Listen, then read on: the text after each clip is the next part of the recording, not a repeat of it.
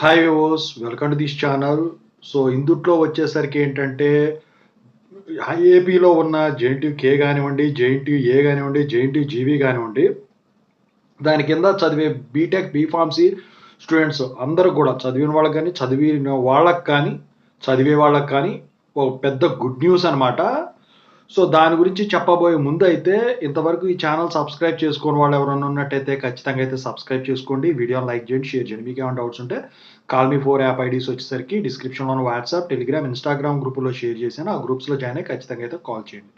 So ఇక ఇందుట్లో వచ్చేసరికి ఏంటంటే మీరు ఎప్పటినుంచో వెయిట్ చేస్తున్న దాని గురించి అనమాట. ఏంటంటే రీయింబర్స్‌మెంట్ పడలేదని చెప్పేసేసి మీరు కాలేజీల్లో ఇబ్బంది పెడుతున్నారు అది ఇది అని చెప్పేసి మీ బాధ ఎవరితో చెప్పుకోవాలో అర్థం కాలేదు. అయితే ఈ ఏపీ ప్రభుత్వం వచ్చేసరికి మైనారిటీ స్టూడెంట్స్ ఎవరైతే ఉన్నారో వాళ్ళకి క్రిస్టియన్ మైనారిటీ కానివ్వండి, ముస్లిం మైనారిటీ స్టూడెంట్స్ కానివ్వండి, వాళ్ళకు రీయింబర్స్‌మెంట్ నిధులైతే విడుదల చేయటం అయితే జరిగిందనమాట.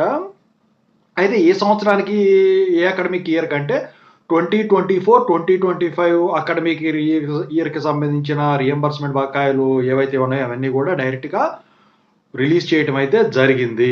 మరి ఇక మిగతా వాళ్ళ పరిస్థితి ఏంటంటే, మిగతా వాళ్ళవి కూడా రిలీజ్ అవుతాయి. ప్రస్తుతానికైతే నాకు తెలిసి ఈ మైనారిటీ స్టూడెంట్స్ ఎవరైతే ఉన్నారో వాళ్ళకైతే రిలీజ్ చేయటం అయితే జరిగింది. మరి ఇంతకుముందు అన్నారు ఏంటంటే, ఎస్సీలకి వచ్చేసరికి వాళ్ళ పేరెంట్స్ అకౌంట్‌లో ఇదివరకులాగే వేస్తాం గానీ, మిగతా వాళ్ళకొచ్చేసరికి డైరెక్ట్‌గా కాలేజెస్‌కి రీయింబర్స్‌మెంట్ నిధులు వేస్తామని చెప్పారు. మరిప్పుడు మీ అకౌంట్‌లకి వచ్చాయా? లేపోతే కాలేజీ అకౌంట్‌లకి వచ్చాయా? మీరైతే కింద కామెంట్ సెక్షన్‌లో అయితే ఖచ్చితంగా అయితే తెలియచేయండి అనమాట.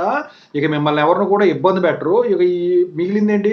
ఇప్పుడు జరిగేది 2024, 2025 ఇప్పుడు జూన్ నుంచి 2025, 2026 అకాడమిక్ ఇయర్ ఉంటది. అంటే ఇప్పుడు లాస్ట్ ఇయర్ నుంచి ఇప్పటి వరకు పెండింగ్‌లో ఉన్న రీయింబర్స్‌మెంట్ నిధులు మొత్తం కూడా ఇవ్వటం అయితే జరిగింది. మరి మీకు పడ్డాయా? లేదా? ఒకవేళ పడితే మీ అకౌంట్‌లో పడ్డాయా? మీ పేరెంట్స్ అకౌంట్‌లో పడ్డాయా? లేదా జాయింట్ అకౌంట్‌లో పడ్డాయా? లేకపోతే కాలేజీకి డైరెక్ట్‌గా ట్రాన్స్‌ఫర్ చేశారా?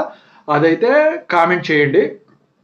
పడినట్టయితే మాకింకా రాలేదండి అని చెప్పండి. లేకపోతే మాకింకా తెలియదండి. ఒకవేళ కొంతమందికి పడినట్టయితే మీ కాలేజీలో ఎవరైతే ఉన్నారో స్కాలర్‌షిప్ ఆఫీసర్ వాళ్ళని కనుక్కుంటే సరిపోతుంది. I wish all the best. Thank you so much.